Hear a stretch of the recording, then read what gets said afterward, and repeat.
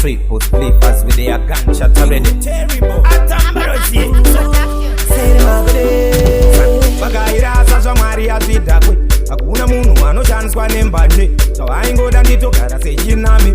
Havambonyari voti teki naye. Ndokumbirisa munhu wenyu musapamhe. Havachifunge moyo yavo yava panze. Mukoma sude ndati tochifunga kamwe. Isori yavo haikwane kana kamwe. Handidi life yekugara nezvirango. Semwana vavo voti gara pachisharo. Handina nguva yekumirira mubvunzo. Jehovha ndiwo muridzi wechigaro. Handidi life yekugara nezvirango. Semwana vavo voti gara pachisharo. Handina nguva yekumirira mubvunzo. Jehovha ndiwo muridzi wechigaro. Handisi foni ndinombonzi yakudhera. Watondikumbira wotoda ndokubheka. Vaiti choda voti tsinga namabhemu. Zvandiri nerera bodo wandizindeka. Vakambotamba kutonyora mumapepa. Vakazopfuma vanoshandiswa nengemba.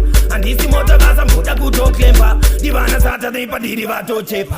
Handidi life yekugara nezvirango. Semwana vavo voti gara pachisharo. Handina nguva yekumirira mubvunzo. Jehovha ndiwo muridzi wechigaro. Handidi life yekugara nezvirango. Semwana vavo voti gara pachisharo. Handina nguva yekumirira mubvunzo. Jehovha ndiwo muridzi wechigaro. Vakairasa zvamwari yazvidhakwe.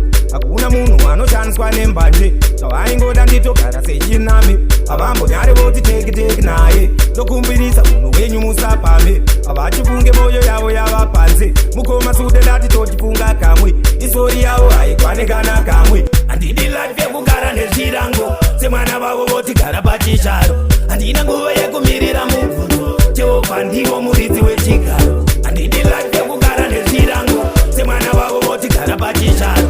Handina nguva yekumirira mubvunzo. Jehovha ndiwo muridzi wechigaro. Handisi foni ndinombonzi yakudhera. Watondikumbira wotoda ndokubheka. Vaiti choda voti tsinga namabhemu. Zvandiri nerera bodo wandizindeka. Vakambotamba kutonyora mumapepa. Vakazopfuma vanoshandiswa nengemba. Handisi motokasa mboda kutoklemba. Ndivana Saturday padiri vatochepa. Handidi life yekugara nezvirango. Semwana vavo voti gara pachisharo. Handina nguva yekumirira mubvunzo. Jehovha ndiwo muridzi wechigaro.